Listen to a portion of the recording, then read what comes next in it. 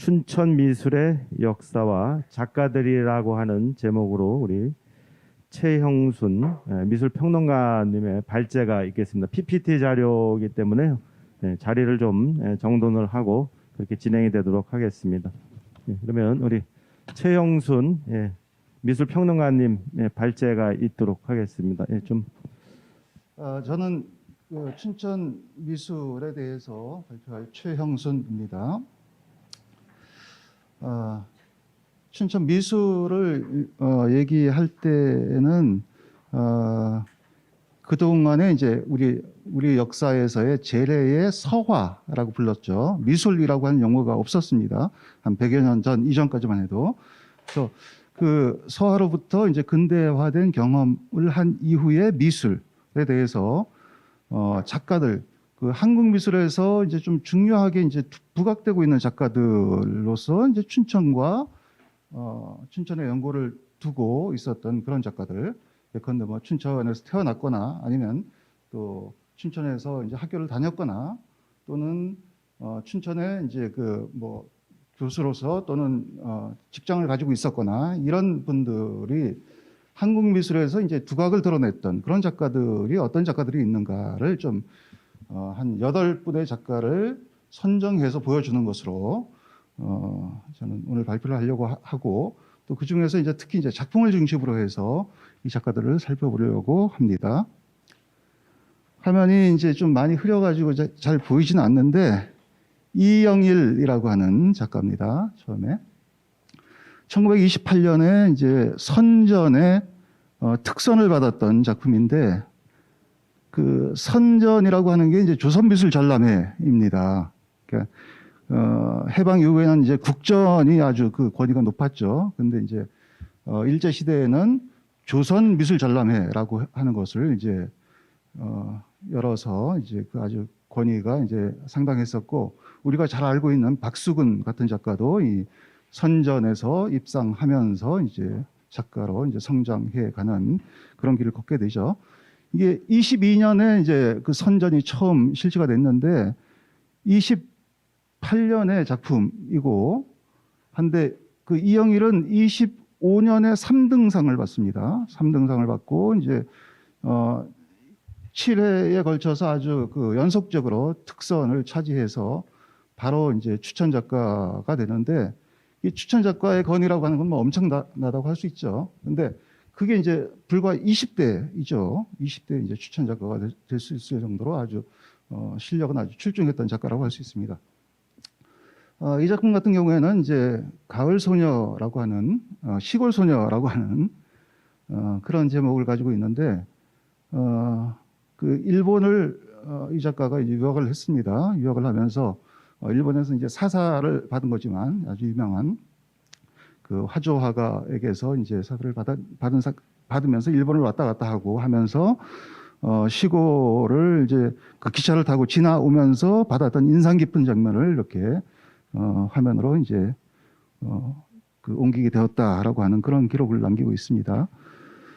소녀가 둘인데 아주 어린 소녀는 이제 이삭을 줍고 있는데 바람이 불어서 이제 단발머리가 아주 붕 떠 있는 그런 이제 어린 소녀가 쭈그리고 앉아 있는 것을 볼 수 있죠. 그리고 이제 이삭을 가득 줍고 있는 광주리 같은 것도 이제 들고 있는 어린 소녀가 앞에 앉아 있고 서 있는 소녀는 이제 포대기에 그 자고 있는 동생을 업고 있습니다. 그 포대기는 이제 파란 포대기인데 이제 밑에 이제 누빈 자국 기운 자국도 있고 할 정도로 아주 좀 남루한 그런 차림인 것을 볼 수가 있죠. 신을 보면 신을 신지 않고 있습니다.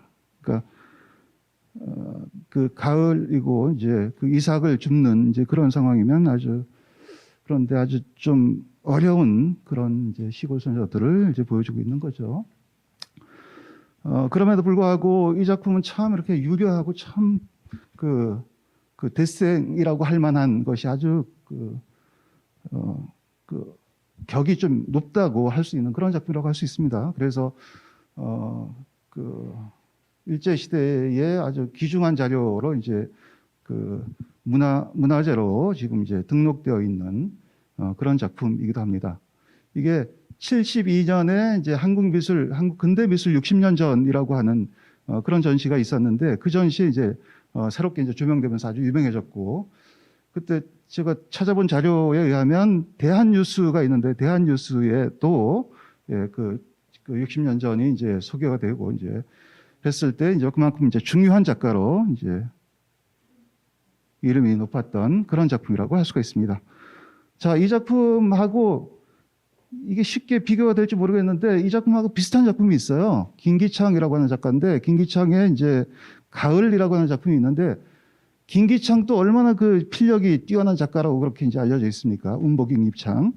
근데 그 김기창의 그 가을이라고 하는 작품하고 이 작품하고 비교해 보면 가을이라고 하는 작품이 훨씬 더 그 아주 딱딱해 보이고 뻣뻣해 보일 정도로 이 작품도 참 유명한 작품이거든요. 유명하고 아주 그 필력이 높은 작품으로 그렇게 유명함에도 불구하고 이 작품보다 이게 지금 상태가 아주 안 좋은 상태입니다. 또 이게 그 창덕궁의 그 창고에 이제 보관되어 있다가 나중에 이제 발견되어서 이렇게 그 복원되면서 했던 작품이어서 아주 박락이 심해요. 이제 그 이게 채색화니까 이제 두껍게 이제 칠한 건데 두껍게 칠한 것들이 얼굴에 다 떨어져 있고 뭐 이제 그런 상태이긴 하지만 그 예술적 그 기법이라고 하는 건 아주 잘 보여주는 그런 작품이라고 할 수 있죠. 그래서 김기창의 이 가을하고도 비교되는 정도의 이제 그런 작품이고 이런 작품을 했던 이영일이 이제 춘천에 이제 첫머리를 장식하고 있는 그런 작가이기도 합니다.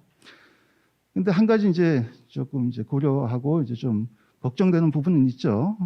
그 일제 시대에 아주 이제 좀 잘 나갔던 이제 그런 분이고 또 아버지가 이제 강원도 관찰사였고 또 그때 황족이라고 이제 그렇게 이제 알려져 있었던 그런 집안이고 그러니까 아주 잘 나갔죠. 잘 나가고 일제 시대 그 잘 살았던 사람입니다. 그리고 또 어머니가 또 일본 귀족이고 또 여러 가지를 보면 그런 정황들을 보면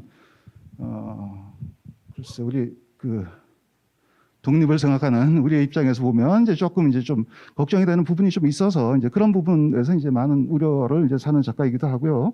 영일은 그런 점에서 이제 조금 우려 상황이 있고 또 채색화이기도 하고 그런 점들을 우리가 좀 고려하면서 이 작가를 좀 살펴보는 것이 이제 필요하다고 생각합니다.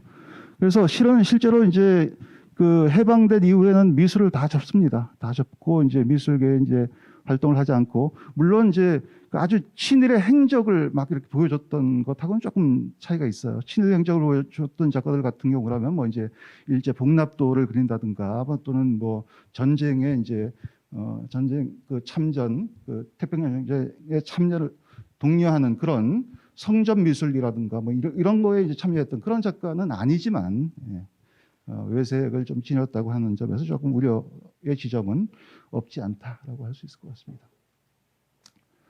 자, 다음 작가가 이제 변희천이라고 하는 작가입니다. 변희천은 그 거의 뭐 춘천 출신의 작가라고 그렇게 알려져 있지만 실은 이제 인제 태생입니다. 인제에서 태어나고 했는데 이제 춘천 고보를 졸업하죠. 고등보통학교라고 하는 춘천 고보는 이제 오늘의 이제 중고등학교라고 할 수 있을 텐데 그때는 이제 4년제였습니다. 4년제 춘천 중고등학교를 이제 졸업하고 일본에 유학해서 제국미술학교에서 이제 유학하고 그리고 이제 한국에 돌아와서 이제 활동을 했던 그런 작가인데 이 작가가 1957년에 신조형파라고 하는 그런 유파를 조직합니다. 조직하고 이제 이 신조형파의 이제 활동이라고 하는 것이 한국에서는 아주 이제 좀 독보적이고 또 1957년이 이제 여러 가지로 이제 의미가 많은데 미술에서는 특히 혁신적인 미술 운동이 시작됐던 시점으로 우리가 많이 이해를 합니다. 그게 이제 모던 아트 협회 또는 그 장작 미협 또 이 신조형파 뭐 이제 이런 작가들이 이제 1957년에 막 이렇게 그 생겨나면서 또 새로운 이제 국전의 개혁을 이제 부르짖게 되고 특히 이제 1960년이 되면 이제 그 덕수궁 벽에서 이제 전시를 가졌던 벽전 또는 1960년 전 뭐 이런 전시들 같은 것들이 이제 이 신조형파의 또 영향 하에서 이렇게 개혁 운동을 하게 되죠. 그래서 한국 미술에서 아주 중요한 그런 시기인데 이제 신조영파를 이끌었던 작가가 이 변희천이라고 하는 작가죠. 그래서 미술사적 가치가 이제 결코 낮지 않은 그런 작가라고 할 수 있습니다. 아래쪽에 있는 해변이라고 하는 작품이 이제 그런 신조영파 시기에 그런 시기의 작품의 이제 경향을 이제 드러내고 있는 작품이라고 할 수 있겠는데,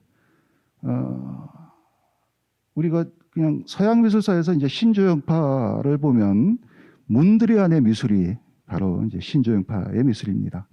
그만큼 이제 몬드리안의 미술은 저런 창틀 같은 그런 선에 이제 빨강, 파랑, 노랑 그런 삼원색 정도를 이제 박아 놓는 아주 단순한 그런 화면들 같은 정도로 절제된 이제 화면을 보여줬던 작가가 몬드리안인데, 이런 유형을 생각하시고 이제 신조영파를 생각하시면 좀 될 것 같고, 또 그것이 이제 그 몬드리안의 미술은 나중에 이제 우리가 미술사에서 많이 알게 되는 그 바우하우스 미술의 아주 기초가 되었던 그런 미술이라고 할 수 있죠. 그래서 조형의 기초를 탄탄히 다졌던 이제 그런 미술의 대명사라고 할 수 있는데, 그 운동이 이제 한국에서 1957년에 이 변희천의 신조형파 미술이라고 할 수 있습니다. 변희천은 물론 이제 화면을 이렇게 나누긴 했지만 그 나눈데 이제 그 짙은 이제 그 질감을 드러내는 그런 작품들을 이제 많이 보여줬고요. 또 물론 한 경향에만 있지 않았죠. 그래서 나중에는 이제 초현실주의적 경향의 작품도 보여주고 또 여러 가지 다양한 작품도 보여주는데, 78년의 작품 석기시대라고 하는 작품을 보면은 조금 다르죠. 이 추상하고는 좀 많이 다르고, 여기 이제 그 부둥켜 안고 있는 두 사람이 안고 있는 사람, 또 여기 그런 형태도 있고, 이쪽 위에 보면 이제 반복적으로 나와 있어요. 말 같은 게 있고 사람들이 쭉 이렇게 일렬로 한쪽을 향하고 있는 것을 볼 수가 있고, 아래도 좀 반복적인데 다 형태는 조금씩 다르지만 그 누워 있는 사람, 그 사람을 이제 이거 치고 이렇게 이끌고 있는 사람들, 그런 사람들, 또 여기도 이제 그런 형상이 있고 또 끌고 있는 사람, 뭐 이제 이런 형상들이 쭉 들어가 있는데, 좀 어떤 암울한 시대에 정확한 그 저도 해석은 잘 모르겠지만, 혹시 아시는 분, 들어보신 분이 있을지 모르겠지만, 그 좀 암울한 시대를 이렇게 묘사한 것이 아닌가, 그 감정, 정서를 많이 담아서 묘사한 것이 아닌가 하는 작가로 볼 수 있겠습니다. 자, 변희천의 신조형주의 운동을 이제 얘기하면서 제가 자료를 좀 찾다 보니까 여기 앉아 계신 분이 이제 사진 자료인데 변희천 선생이에요. 예, 키도 크고 그런 분인데 변희천 선생이 앉아 있는데, 이걸 보다가 제가 발견한 건데 뒤에 있는 이분이 누구실까요?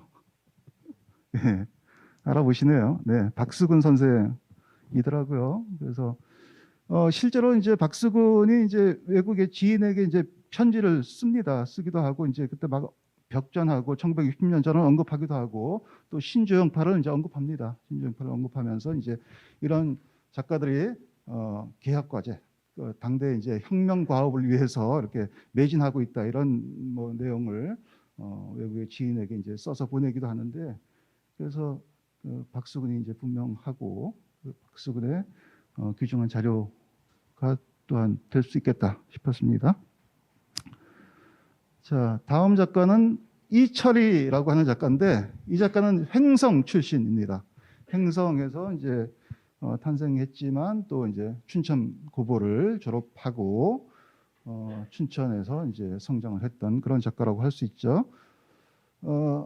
그 이분의 작품은 지금은 그의 아드님인 이상국이라고 하는 분이 이제 그 뭐 여기저기 이제 지면을 통해서 그 아버지의 그 유작들을 이제 많이 이렇게 보여주고 있더라고요. 그래서 그 추상 작품들 같은 것들을 많이 볼 수가 있는데, 이 작품은 이제 국립현대미술관에서 이제 소장하고 있는 학살이라고 하는 조그만 작품입니다.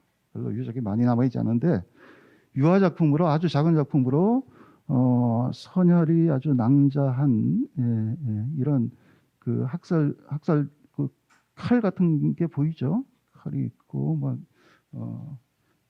그 이렇게 학살되고 있는 그런 장면이, 이게 이제 우리 민족 동란을 생각하면서 이제 그때의 그 힘들었던 상황들, 이제 아주 그 끔찍했던 상황들을 이렇게 아주 그 감정적으로 이렇게 묘사한 것으로서 아주 많은 사람들에게 이제 깊은 이제 정서적 반응을 일으켰던 작지만 아주 힘 있는 그런 작품을 잘 보여주고 있는 작가인데, 이철이도 여러 가지로 이제 변희천 선생하고 좀 비슷한 길을 걷습니다. 변희천의 가족이 아주 그 부유했어요. 원래 그 변희천 선생의 아버님이 이제 그 문총이라고 하던데, 그게 문총이 아마 문인화총연합회인지 하여튼 거기에 이제 강원도 일대 회장을 하시고, 그렇게 이제 그 원래 전업 동양화가가 아니라 이제 동양화를 그리셨던 그런 분이시고, 그러면서 이제 했는데 양잠업을 하면서 그 소양로 쪽에 뭐 거의 그 과수원하고 양잠업을 하는 그때 뭐 상전이라고 하죠. 이제 뽕나무밭 상전이 4만 평이 넘는 그 땅을 그 소양로 일대에 가지고 있을 정도로 아주 거부였다고 하죠. 그래서 그렇기도 하고 하니까 이제 나중에 이제 그 유학하고 나중에 이것저것 직장을 그만두고도 이제 여기 내려오셔서 이제 그의 삶의 아주 그 풍요로움이 뭐 계속 됐다고 할 수 있는 작가가 이제 변희천이었고, 이철이 같은 이제 이분들이 다 이제 그 일본을 유학을 했었죠. 그다음에 이철이 같은 경우도 이제 횡성에서 이렇게 그 지주의 아들로 이렇게 좀 어느 정도는 좀 풍족한 가운데서 그렇게 하고 일본을 유학하고 했던 그런 작가라고 할 수 있겠습니다. 그리고 이제 이 작가도 역시 마찬가지로 신조영파에 이제 같이 활동을 했었고, 그렇게 참여하고 나중에 이제 이 변희천하고 이철이하고 나중에 이제 춘천사범에 있었던 김종하 선생하고 김종하 그 세 분이 3인전을 나중에 열게 됩니다. 그러면서 이제 춘천 미술을 다시 한번 이렇게 잘 묶어서 이제 설명해주는 중요한 작가로 기억되게 되는 춘천의 작가입니다.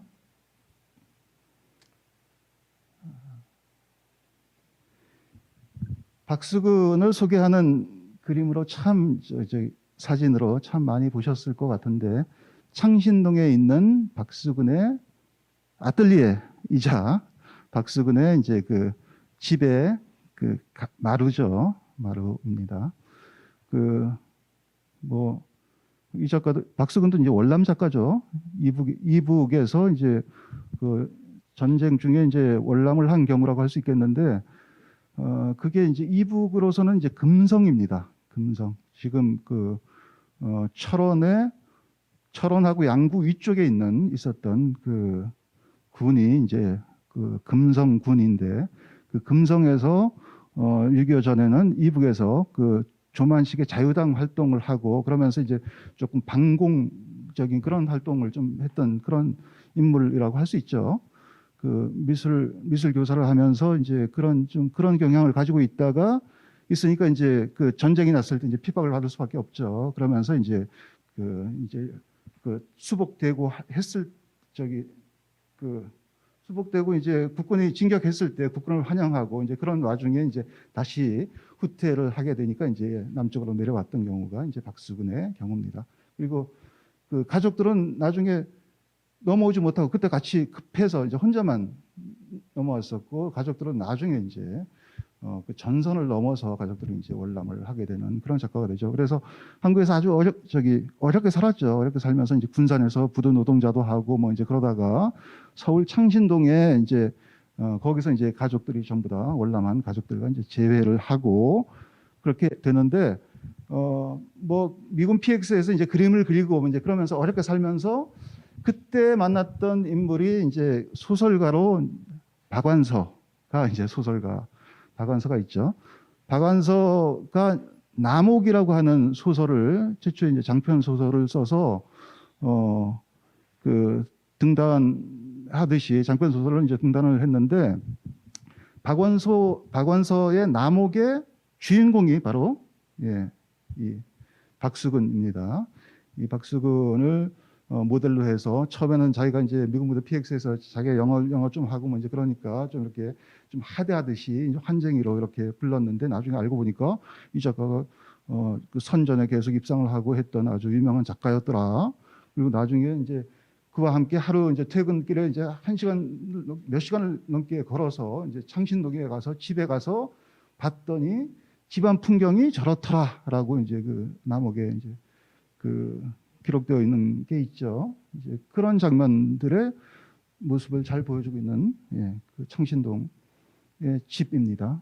이렇게 돈을 어렵게 모아서 처음 집을 마련하고 작은 집에서 이제 마루 겸 화실 겸 이렇게 생활을 이었던 작가의 삶을 잘 보여주고 있고, 여기에 있는 작품들이 지금 이렇게 비교해 보면 아주 중요한 작품들이죠. 여기 나무와 두 여인 같은 그런 작품도 있고, 노인과 소녀라고 하는 작품도 이제 60호 크기의 꽤 큰, 박수근 작품은 조그맣잖아요. 조그만 뭐 20호짜리 정도가 지난번에 이제 그 서울 옥션에서 이제 45억에 이제 그 경매가 되고 해서 엄청난 가격을 이제 기록했던 그런 작가 박수근인데, 60호는 아주 큰 작품이죠.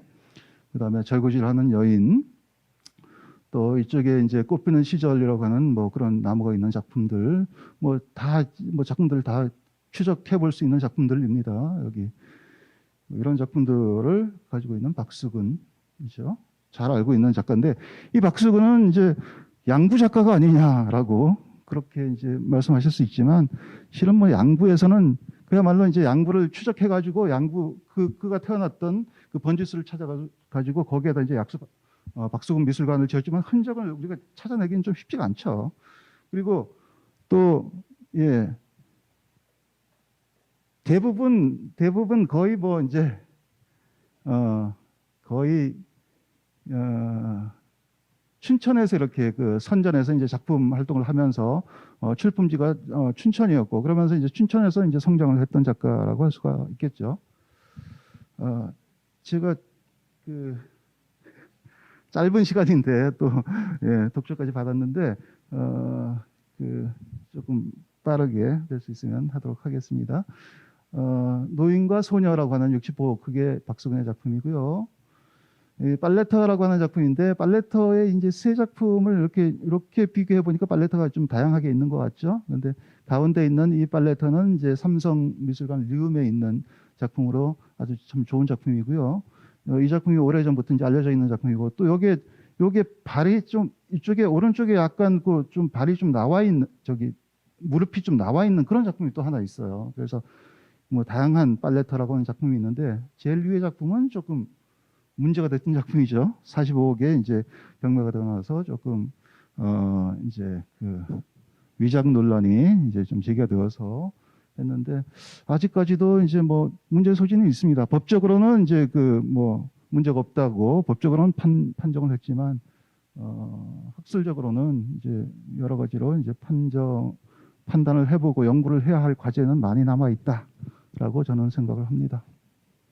이렇게 두 개를 딱 비교해 보면 그렇죠. 아주 너무나 똑같은 이제 포즈이고 똑같은 위치이고, 왜 이렇게 그렸을까라고 하는 게 좀 신기하고 믿겨지지 않을 정도고, 최근에 있는 그 터치의 기법들을 이제 스크린하는 그런 기법으로, 이건 공인되지 않은 기법인데 그걸로 이렇게 해보면 그 터치가 참 차이가 많이 있다고 하네요. 두 점이. 그런 점에서 과학적 검증의 이제 대상으로는 이제 계속 또 논란이 아니라 우리가 이제 학술적으로 연구할 필요가 있지 않을까라고 하는 생각을 합니다. 자, 권진규라고 하는 작가죠. 권진규의 이제 테라코타, 뭐 너무나 유명해서 잘 알고 있는 작품이고, 지원의 얼굴이라고 하는 그런 제목의 테라코타 작품인데, 테라코타는 붉은 구운 흙이죠. 구운 흙, 이제 화분같이 그렇게 그 정도의 강도로 이제 구워낸 그런 작품인데, 지원의 얼굴이라고 하는 작품이고, 언뜻 보기에는 아주 잘 만들어진 아주 사실적인 작품 같아 보이지만, 실은 보면 망토를 걸치고 있는 어깨선을 보면 그냥 깎여 있죠.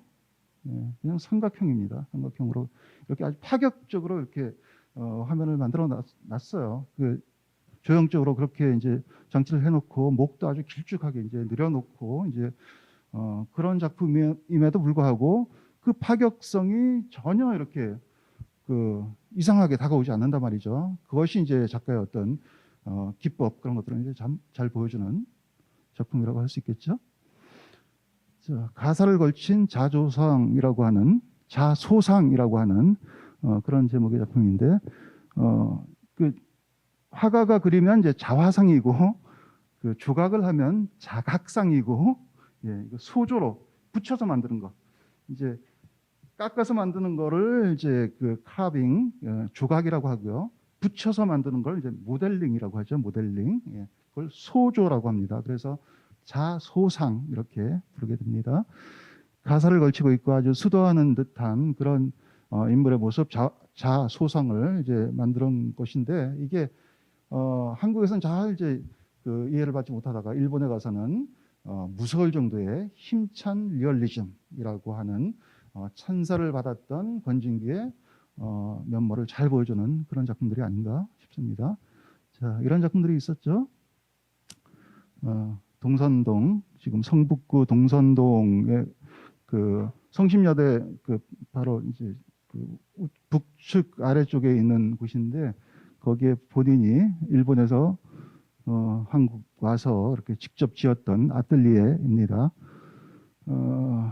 박석은 저기 권진규 작품이 지금 이제 뭐 서울시립미술관으로 이제 기증되기로 했다. 그러면서 이제 뭐 여러 가지 이제 그런 논란의 중심에 서 있기도 한 그런 우리에게는 아주 소중한 문화자원인 권진규 작가의 그런 유적을 볼 수 있는 곳입니다.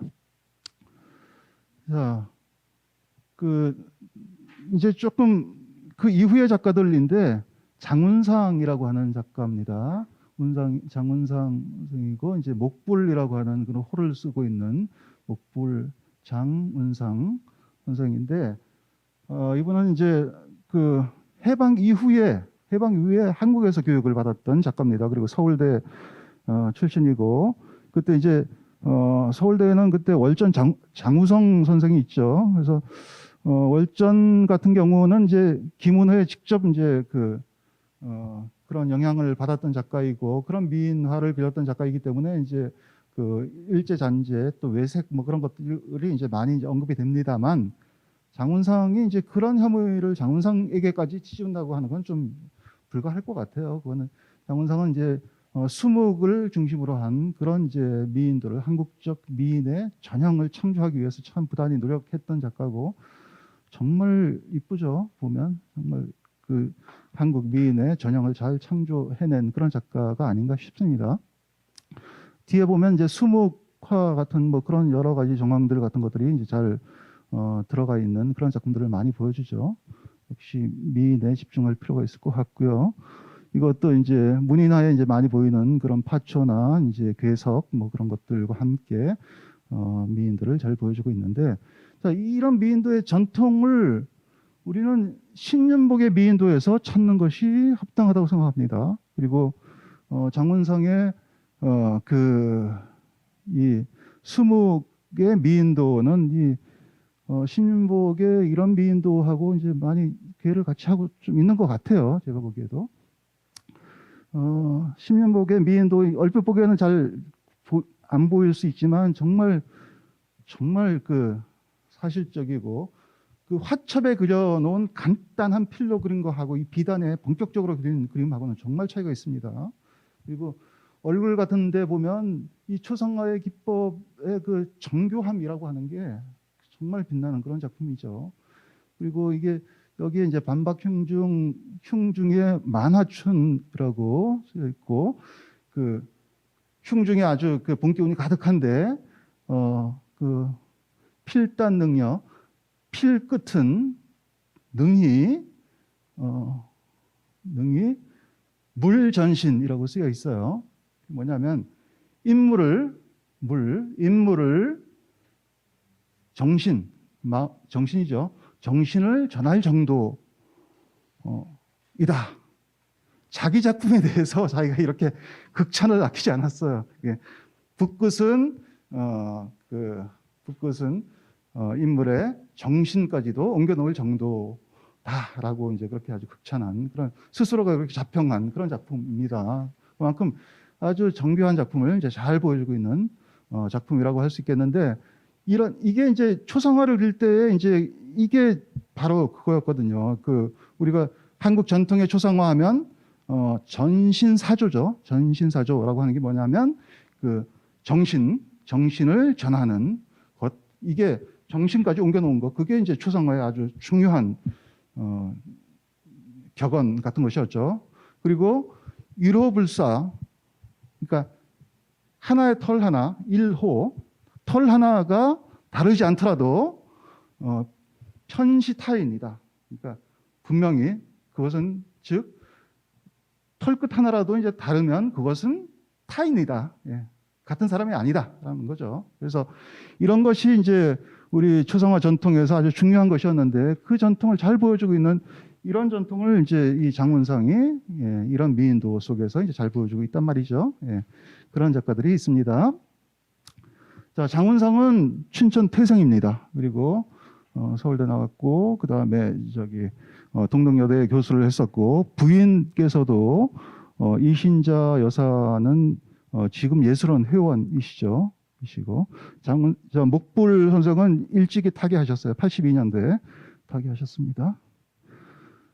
자, 이수억하고 이제 마지막 이수억하고 김종화 선생이 있는데 이수억의 이 작품만 보시면 이수억은 함흥이 아니고 정확히는 이제 정평이라고 하는 곳입니다. 함흥 바로 밑에 있는 그런 군인데 정평에서 태어나신 분이고 함흥에서 주로 이제 활동을 했었죠. 그리고 아버지와 동생이 이제 그 반공 쪽 활동 때문에 이제 그 희생을 당했습니다. 그래서 바로 이제 월남하게 되고 전쟁 중에 월남을 하게 되고 중군 화가로 이제 활동하고 아주 중요한 역할들을 많이 했죠. 그리고 춘천에서 이제 강원도 미협 미술협회의 초대부터 3대까지 회장을 이제 역임했을 정도로 우리 춘천하고 이제 관련이 깊은 분인데 이분의 뭐 다른 작품도 또 유명하지만 또 이 작품 같은 경우 구두 닦기 소년 같은 경우에도 이제 아주 그의 필력을 잘 보여주는 그런 작품이라고 할 수 있습니다. 남도한 소년이 이제 소년의 모습이 전쟁통에 소년의 모습이 잘 묘사가 되어 있죠. 뒤에 보면 이제 상위군인 다리 없는 상위군인도 있고 또 그 갑판대를 들고 내몰린 어린 소녀도 있고 뒤에 미군 2명이 이렇게 한국 사람들이 구두 닦고 있는 데 이렇게 놀고 있는 그런 사람들도 보이고 뒤에 보면 이제 양공주라고 불리죠. 선글라스를 끼고 자 여기 이렇게 뭐 하얀 게 좀 보이죠? 이게 담배 연기를 이렇게 뿜으면서 이렇게 당대 이제 한국의 정황들을 이제 잘 보여주고 있는 그런 작품들을 이제 사실적으로 꽤 대성력 좋은 그런 작품을 보여주고 있죠. 이수억 선생입니다. 근데 이분이 또 다른 작품으로 더 유명해진 것은 또 이런 작품, 이게 뭐 227이니까 거의 한 150호가 넘는 아주 거대한 작품인데 입체파적으로 이렇게 6.25 동란을 이렇게 그렸던 거. 그걸 또 본인이 또 70 몇 년인가요? 하여튼 나중에 또 개작을 합니다. 개작을 했던 이런 작품들로도 아주 유명한 작가가 이 작가고 아까 그 72년에 그 60년 전 근대미술 60년 전에 이 배경 화면에 이게 떴을 정도로 이렇게 유명한 작가가 이수억의 이제 이 작품이기도 합니다. 마지막이 이제 김종화 선생인데 초현실적 작품을 이제 많이 보여줬고 옛날에 이제 춘천 교대의 전신이죠. 춘천 사범에서 이제 활동을 했던 작가이십니다. 프랑스에서 이제 공부하시고 일본에도 이제 공부하고 와서 이제 춘천 사범에 계시고 뭐 이제 하시다가 이제 아마 프랑스에 유학을 하신 것 같아요. 프랑스 유학하면서 거기서 이제 아틀리에의 여인이라고 하는 작품을 이렇게 보여주기도 합니다. 네, 이상입니다. 예, 지금까지 우리 최용순 미술평론가님의 춘천 미술의 역사와 작가들이라는 제목으로 좀 아쉽긴 합니다. 좀 자세한 설명을 좀 듣고 긴 시간을 들여서 충분히 저희가 이해하고 더 알 수 있는 기회를 가졌어야 함에도 불구하고 전체적인 일정 때문에 우리가 좀 시간을 길게 못 드린 점을 좀 먼저 죄송스럽게 생각을 합니다. 그러면 우리 최영순 미술평론가님의 발제에 이어서 이희용 우리 서양 화가님의 토론 내용을 듣도록 하겠습니다. 예, 춘천에서 그림을 그리고 있는 이희용입니다. 그 시간 관계상 제가 토론 원고에 대해서는 뭐 크게 이야기를 하는 게 의미가 없을 것 같고요. 요즘 겪은 좀 마음 아픈 일이 있어서 간단하게 이야기를 드리려고 합니다. 그 한 20년 전쯤에 갑자기 심장마비로 돌아간 그 후배가 한 명이 있었는데요. 그 친구의 작품을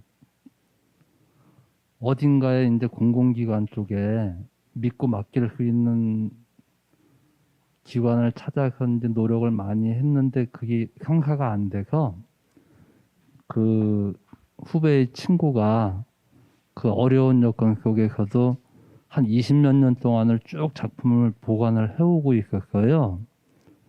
근데 지난주 월요일쯤에 그 친구 작업실이 불이 나갔고 그 본인 작품은 물론이고 그 친구의 작품까지 이제 다 세상에서 이제 없어지게 됐죠. 근데 이 친구는 자신이 일궈놓은 삶이 다 없어졌는데도 그 친구의 작품이 다 없어졌다는 그 죄책감 때문에 많이 이제 힘들어하는 시간을 지내고 있거든요. 그런 의미에서 춘천에 그런 춘천 출신 작가들의 작품이라든가 그런 거를 뭐 다 뭐 구입을 하든지 기증을 받든지 좀 보존을 할 수 있는 그런 시간이 좀 빨리 좀 왔으면 하는 바람을 가져봅니다. 이상으로 마치겠습니다. 예, 우리 이용 서양 작가님께서 토론에 가름하는 실제 좀 어려운 상황에 빠진 분에 대한 이야기를 좀 해주셨는데 혹시 우리 최영순 평론가님이 좀 말씀해 주실 게 있으면 좀 덧붙여 주시면 감사하겠습니다.